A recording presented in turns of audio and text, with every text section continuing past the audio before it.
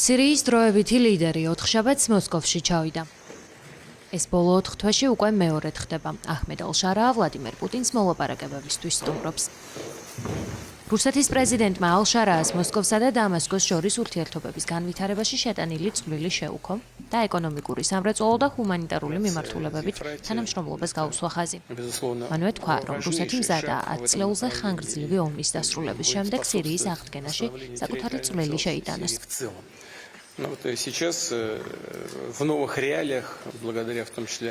ახლა ამ ახალ რეალობაში პირველ რიგში თქვენი ძალისხმევის წყალობით სირიასა და რუსეთს შორის ურთიერთობები ვითარდება.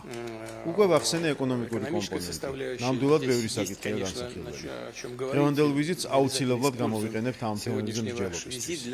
ჩვენ რამდენიმე მნიშვნელოვანი პროექტი გვაქვს დაგეგმილი, როგორც სამრეწველო, ისე ჰუმანიტარული მიმართულებით.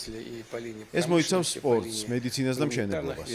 ვიცი, რომ სირიაში ბევრი რამ არის აღსადგენი და ჩვენი ეკონომიკური ოპერატორები, მათ შორის სამშენებლო სექტორის წარმომადგენლები, ამ ერთობლივი სამუშაოსთვის მზად არიან.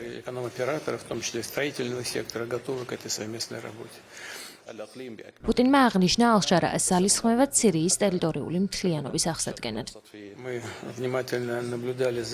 ყურადღებით ვადევნებდი თვალს თქვენს ძალისხმევას სირიის ტერიტორიული მთლიანობის აღსადგენად და გვინდა მოგილოცოთ ის დინამიკა, რომელსაც ეს პროცესი იძენს. ჩვენ ყოველთვის მხარს უჭერდით სირიის ტერიტორიული მთლიანობის აღდგენას. თქვენ ეს იცით.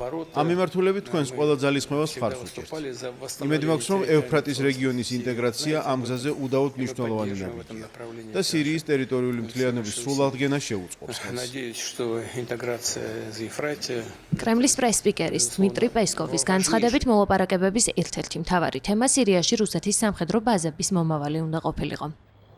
სირიის დროებითი პრეზიდენტი რუსეთს პირველად ოქტომბერში ეწვია. იგი 2024 წლის დეკემბერში სათავეში ედგა აჯანყებულთა შეტევას, რომელმაც ქვეყნის ყოფილი პრეზიდენტის ბაშარ ალ-ასადის ჩამოგდება შეძლო გამანადგურებელ სამოქალაქო ომში მოსკოვის მრავალწლიანი მხარდაჭერის მიუხედავად. რუსეთმა, რომელიც ძირითადად უკრაინაში მიმდინარე ბრძოლებზე იყო ორიენტირებული და სირიაში მხოლოდ მცირე სამხედრო კონტინგენტი ჰყავდა დატოვებული, აჯანყებულთა შეტევის შეჩერება არ სცადა.